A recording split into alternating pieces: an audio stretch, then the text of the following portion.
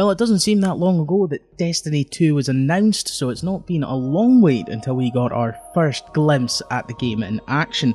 Now, the stream started with Luke Smith, the game director, coming on and telling us about his vision for Destiny 2. Now, there are three aspects to the vision: a world that pulls you in, amazing things to do, and there's always someone to play with. But more on that in just a little bit.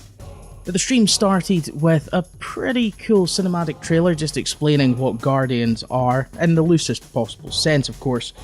Now, the first bit of gameplay we got to see was from the level Homecoming. We're told this is right at the start of the game. It's essentially a big invasion from a cabal known as the Red Legion. The big bad in this game is Dominus Gall, or Gary. Now, we're told that he wants the Traveller to pick the Red Legion to be Guardians rather than humanity. It's not coming from a space of wanting to destroy humanity. He's coming from a place of feeling he's been done out by not getting the chance to die and come back to life a bunch of times, probably. So basically, at the start of the game, Dominus Gall comes in with his Legion and flattens the last city, the last sanctuary.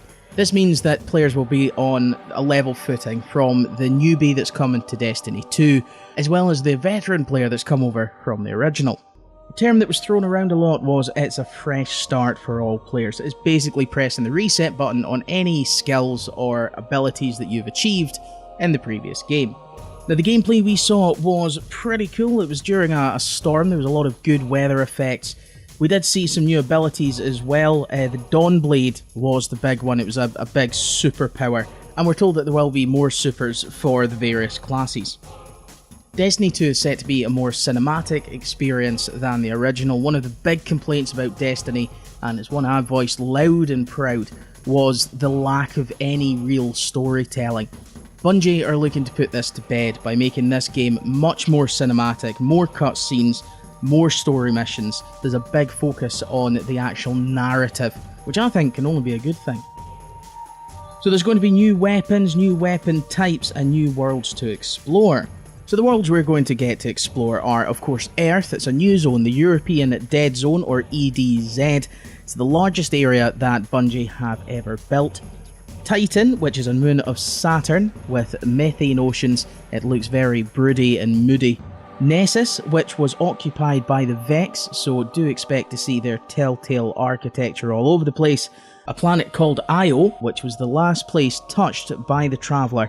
It's a very important place, and apparently specifically for warlocks.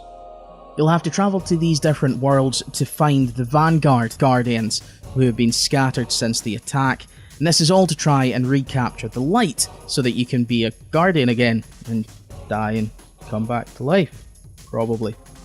Now on to the PvP. They're changing it now, so it is always going to be a 4 versus 4 across all of the maps and all of the modes. We're also getting a new mode called Countdown. It's an attack defend mode for the first time in Destiny. There's going to be a new raid, new strikes, the sort of thing you would expect in a sequel. Now, the other big problem with Destiny was the social interaction. Trying to find a full team to raid was an absolute nightmare.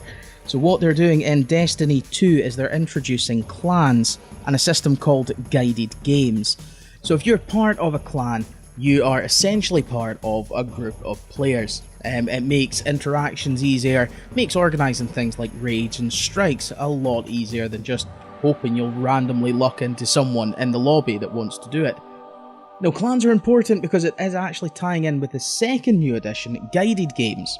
So if you are a solo player, if you like playing Destiny on your own predominantly, but you've not really had a chance to play the strikes or raids, guided games will actually let you temporarily join a clan's game if they're open to it.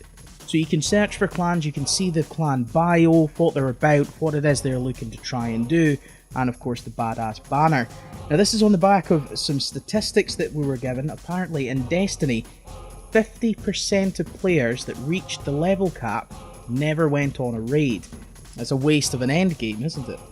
We're also told that if you're part of a clan, there's a reward system that is in place that's going to reward everyone in the clan, and everyone contributes to it. So that's an extra added bonus if you do want to get some friends together and join a team.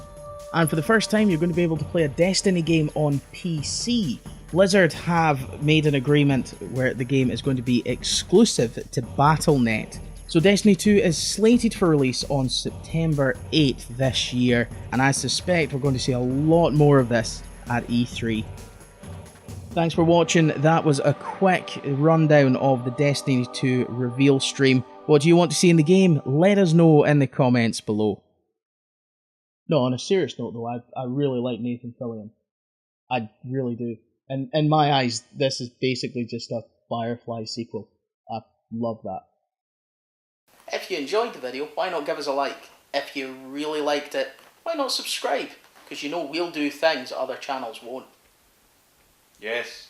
Behind the scenes stuff. Yes, we will. Not just on anniversaries. You're getting weird again. I'm getting weird.